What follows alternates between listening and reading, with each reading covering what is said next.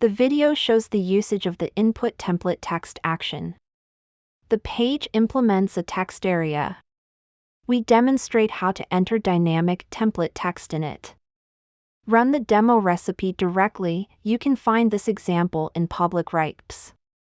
The recipe supports 2-argument input. Let's modify the value of the argument to see the effect. Start it. Check execution results. Text with values from argument inputs, system variables, and fields are filled in successfully.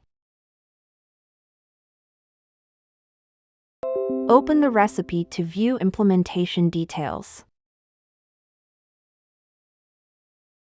2 argument inputs are declared here, named arg1 and arg2. Other actions here are for demonstration purposes. A field is added here to extract the content on the page for subsequent demonstration of inserting field values into the template text. There is an input template text action.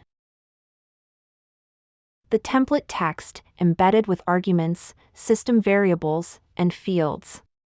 Also use the new line tag to declare the format.